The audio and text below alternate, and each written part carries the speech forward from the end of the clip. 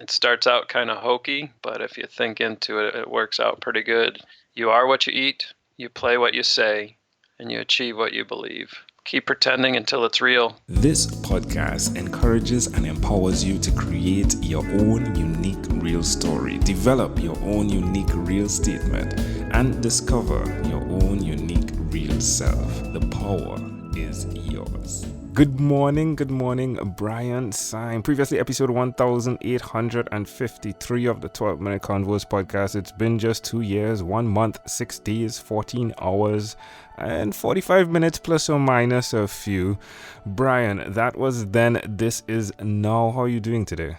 I am doing great. You got your numbers down on those days. Yeah, technology helps me with that. I appreciate you acknowledging that. But wow, did it feel that way to you? No, it's been exciting watching your adventures, traveling the U.S., raising your kids and your family. It's intriguing. We spoke about the balance when we last had our conversation. Of course, your numbers are scaled a little higher when it comes to the children's side, right?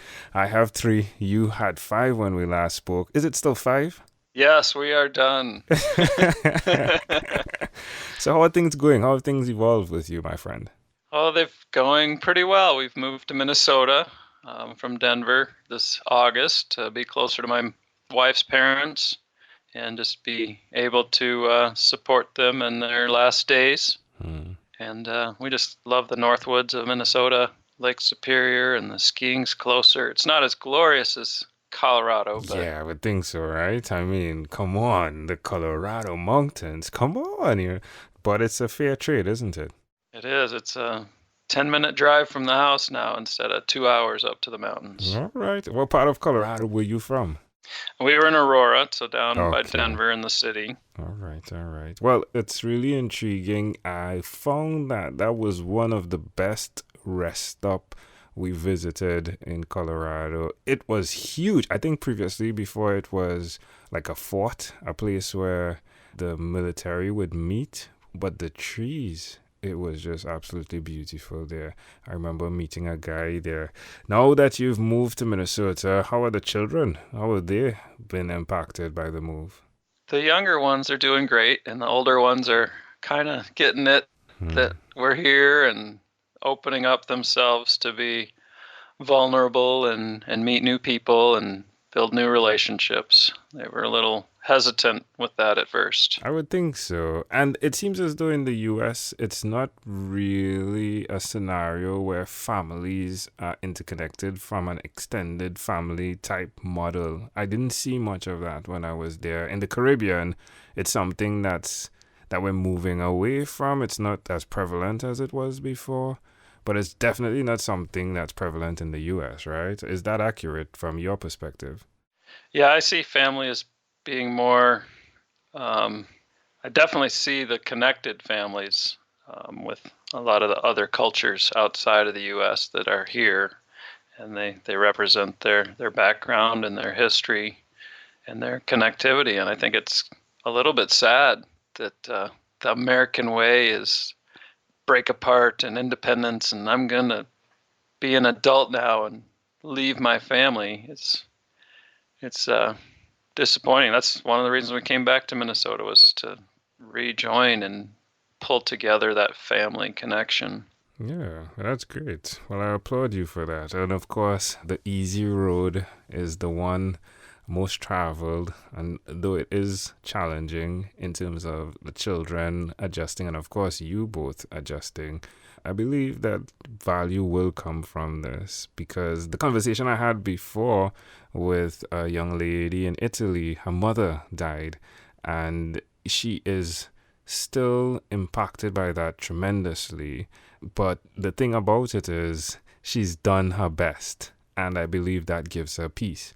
And we spoke about peace being something that was very important to you. Peace, quiet, and solitude. How are you maintaining that now that you're out there?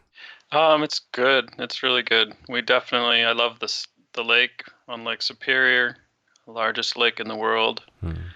And just the woods are closer than they were in the city. And I love racing sailboats out on the lake and just get that quiet peace, that closeness to God. Is that one of the connections you've had with Aaron? Aaron Walker, of course, this is how we connected through the community, right? He Yep, loves that as well, doesn't he? he does. He's a good mentor and leader for Christian men for sure. So we're still involved there, and my group has probably 8 guys that have been in there 2 years or more, Wow. and I've been in there 3.5 years. So we're really tightening that inner circle of friends through that opportunity. So do you go to Tennessee for the meetups? Yep, twice a year we head out there and connect in person, and that's really fun. Now you're doing championship mastermind as well, right? How's that going? And of course the debt-free mastermind.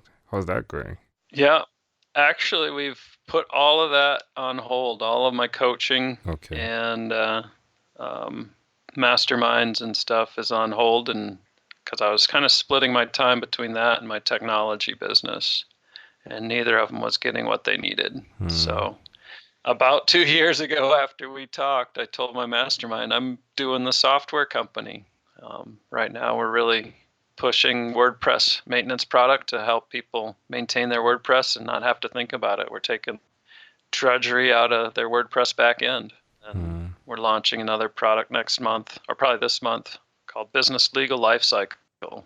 It's an online quiz that helps businesses get a sense of their legal maturity or their legal health, and they can use that in combination with their attorney to be on the right path for a strong company on the legal side of things.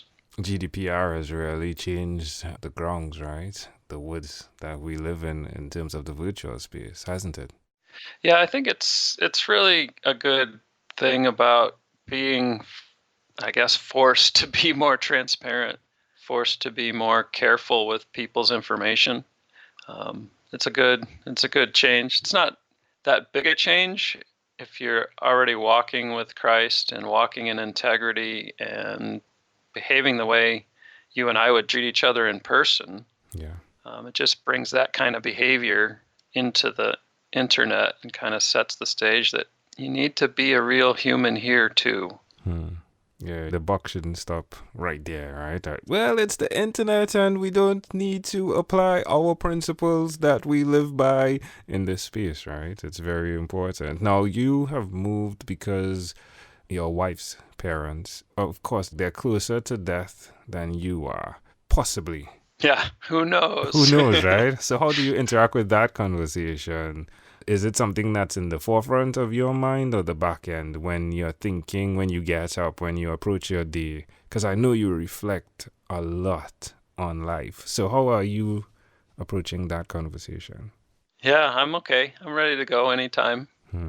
I know some people will miss me, but we've followed good advice from Dave Ramsey and others, and as Paul says, to live is Christ and to die is gain. So, you know, if it happens, if today's the day, I'll be in good hands, and I know my family will struggle with it, but they have the financial means and things that they need to survive, grow, and thrive, and continue to follow Christ on their own.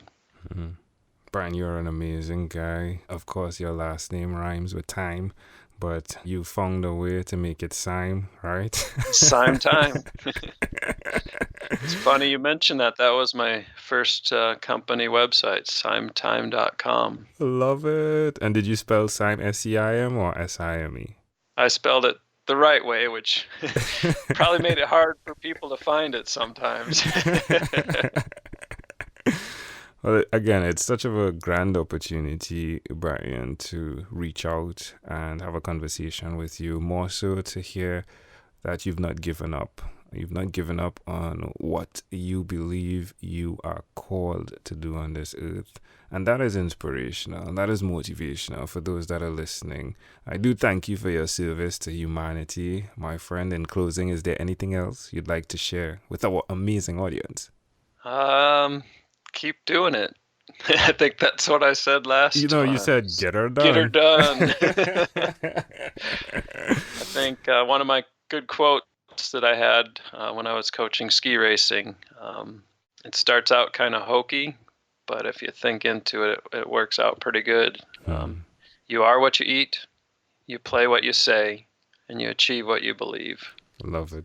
And just that playing what you say, playing and acting out, kind of, they always say, keep pretending until it's real. And that's kind of what that says. You play what you say. So you say you're good. You say you're going to start this business. You say you're going to talk to how many thousands of people have you talked to? You've played that out, and then you've started to believe it, and you've achieved it, and you continue to grow and spread the goodness of human connection out with your 12-minute convos. Thank you for that.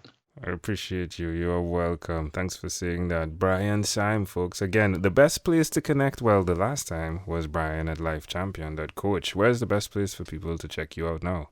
Evodynamic.com. Boom. Again, amazing audience. Brian Seim. Brian, thanks for being on what is inspired by 12-minute convos with Angel Jones. This podcast is produced by Pod Edits. Visit podedits.com for professional podcast publishing.